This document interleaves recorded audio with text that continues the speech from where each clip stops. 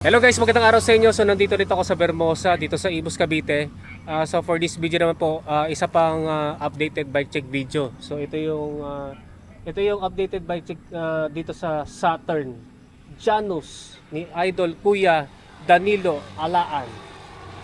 Sa mga matagal na sa channel ko, meron na siyang alam ko dalawang bike check video, no? Yung isa, yung una hapon yun bago umaksidente. Mga few days bago umaksidente. Pangalawa, yung kababalik ko pa lang last year. Tapos ito na yung updated. So, sa tingin ko, unang-unang nagbago dito, yan, kita-kita natin yung yung gulong, no. Gumanda na yung tindig, tapos lumit na yung clearance. Kaya maliit na clearance at saka tumaas na yung BB drop. So, walang-wala nang alalahanin pa sa pedal strike. Di ko tulad dati nung una nating bike check na to. Pedal strike. Kasi nga dati mababa yan. Kasi mababa dati ang maliit yung gulong. Maliit yung dati kasi yung tire size nun eh. So ngayon mas yung tumaas na, pumugi pa, lumit pa clearance. Yan. So ito nga yung Saturn Janus na rigid MTB ni ka-idol Kuya Danilo Alaan, no.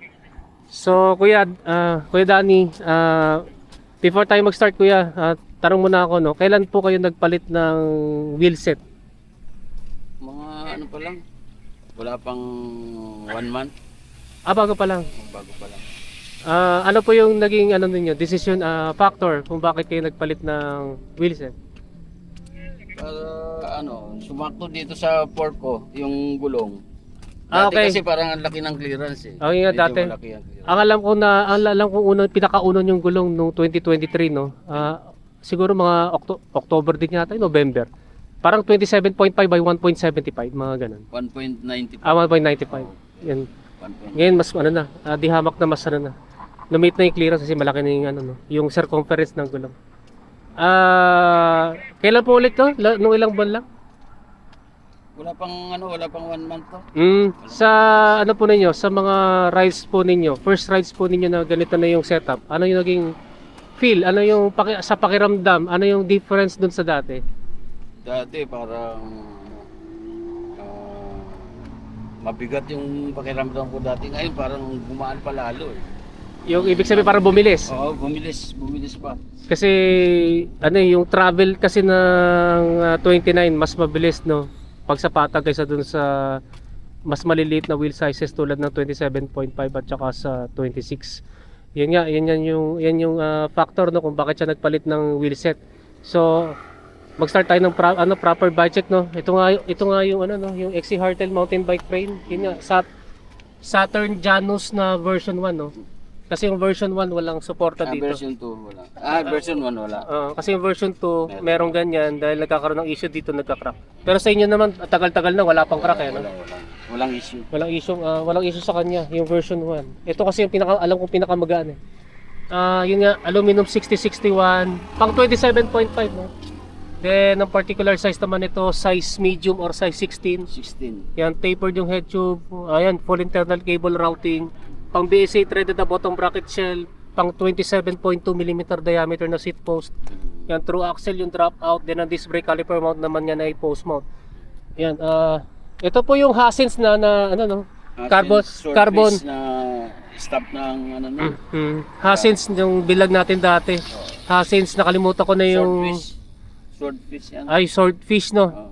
Yan, nilalagay ko na sa screen yung brand and model. Ito siya yung walang logo. Wala nang logo. Walang logo. Gravel fork to na 700C.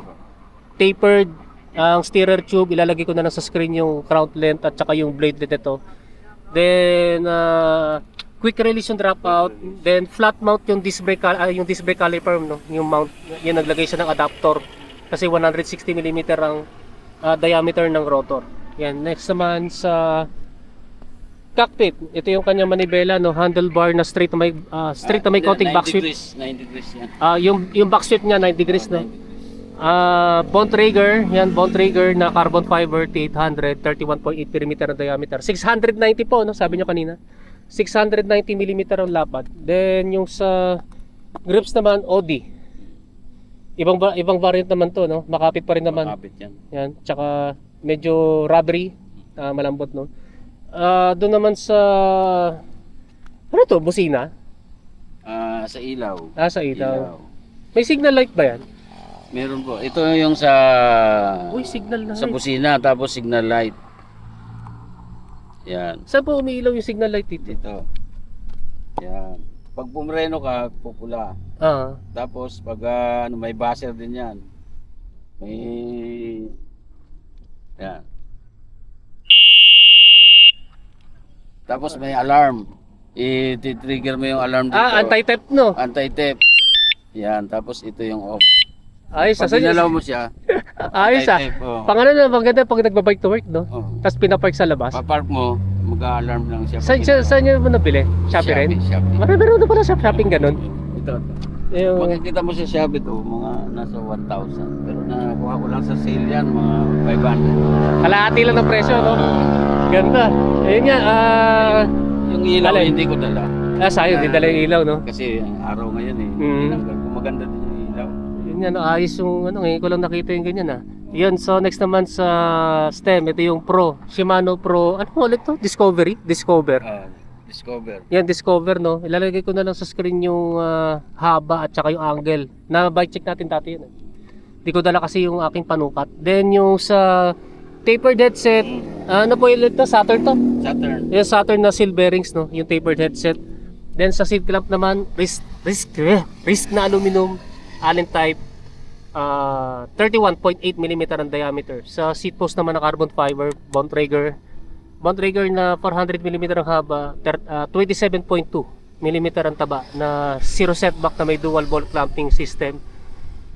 Ayun, sa saddle, ito pa rin ba yun? Yung, RY. bago na ba to? Dati pa. Bago na yan. Ayun, bago na pala, no? Riot. Carbon. Yan, carbon yung railings. Tapos ito yung 3D printed, no? Carbon. Ano po ba yung ano? Kasi curious ako kung anong comfort ito. Sa inyo po, kuya, anong naging yung feel nyo dito sa singit at saka sa puwet? Dati kasi naka-carbon din ako. Mm. Pero ano lang siya, Yung foam na manipis. yung boom na manipis. Nabali yun eh. Bakit po Nabali na? yung pinaka-railings. Overtorque siguro yun. Tapos, ito, mas komportable ako dito. Okay. Mas maganda ang ano niya. Mas komportable pala to, no? Parang gusto ko pa rin magkaroon ng ganito. Wala pong budget. Dami ko pa kasi babayaran. Pero pag nagka-budget na, try ko ito. Naghintay lang ako ng sale. Sale, no? Kasi magdi-December na rin. Yan, ito yung feedback niya dito sa saddle niya, no? So, proceed naman tayo sa drivetrain. Yan, pambansang drivetrain. Ito ulit, 1x, so wala kayong makikita front shifter, front derailleur, at saka extra chain rings. Yung rear shifter, Shimano Q's. Yan, Shimano Q's na ilang speed po ito, kuya? 10 speed. 10 speed, no? Shimano Q's din yung R. Oo. Mamaya tignan ko, silipin ko kung ano yung model ito. Kasi maraming model ng Shimano Q's eh. Kasi, ayan, 10 speed, front shifter. Then sa crank naman, Evo Seed na crank arm na 170 mm po ba ito? O 165? 165. Ayun, Pogacar ang haba, 165 mm. Yan, may butas, ibig sabihin maganto, no? Direct mount. Kakaiba yung bolt nito, no? Yung sa crank bolt, kakaiba, no? Pero parang similar dun sa Pov no Ghost, no? Yung chainring naman niya, ang dati kasi naalala ko ito. Dati kasi chainring to na parang binawasan. Ito binago na Gold Dix naman, no? Na ilang teeth po ito? 38. 3080. Nasaan po yung luma? Wala na ano. Kasi di ba binawasan, ginamit ng anak ko ng pwersa. Tabali nga, no? Oo. Pinuwersa kasi kulang sa suporta. Ito na yung bago niyang poging chainring na Gold Dix, no? 3080. Yan, direct mount. Then yung kanyang flat pedals, Promend PD M86C. Yan. Then next naman sa chain niya na magaan. BG Sport. Yan, BG Sport na hollow plate, hollow pin, no? 10 speed po, no? Opo. Yung sa ano po ulit to, yung cassette sprocket nyo, na magaan din to eh. Wuzi. 1150, 1146. 1146. Yun, 1146 na 10 speed, no? Ito na pala yung updated na itsura, no? Okay pa eh. Na MTB cassette sprocket. Then next naman, ito, Shimano Q's na pang 10 speed, no? Lagay ko din yung model nito, Shimano Q's. So, ito nga yung sa drivetrain setup ng MTB ni Kuya Danilo na poging-pogi, no? So, next naman sa wheelset, ito yung gulong ni Kuya, no? Helix. Sunringle. Ha? Sunringle. Ayun, Sun Ringle na Sunringle. Helix, TR25. Yan, pang tubeless ready. Ibig sabihin naka-tubeless na pala kayo, no? Aluminum, ano pala? Pillar spokes. Pillar spokes, no? Then yung gulong niya, Innova Pro na 29 by 2.0. Yun, walang interior si Kuya, naka-tubeless to, no? Kaya magaan to. Tingnan natin yung clearance dito, no? Saktong-sakto na, no?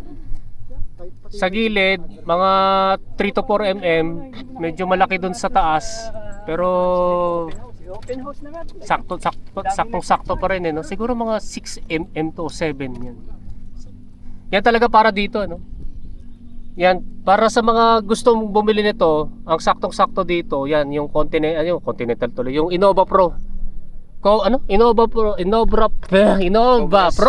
Cobra Skin. Yan. 2.0. Yan, 29 by 2.0. Then sa hubs naman, bago yung hubs ni Kuya, no?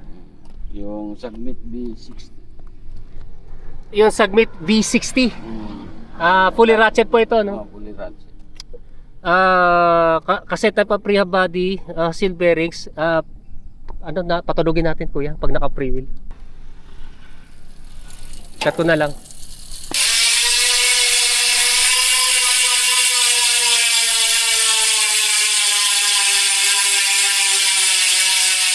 Yan guys, no, yun yung tunog ng hubs niya yan, no? Malapit-lapit na rin sa Speed 1 Sniper. Yan. Then last lang sa kanyang brake set. MT200 po ulit yun, no? MT200. Yun pambansang brake set, Shimano MT200, hydraulic brakes and dual piston. Nalasa lang sa rotor stick, Kuya. Ito pa rin ba yun? Ano? Ashima. Ashima. Yun, AI to yata to. Ashima na 160mm ang diameter, harap tsaka likuran. Adi, Iba yung likod. iba pala yung likod. Ano pa yung likod do? Ano to? Seblo lang. Seblo.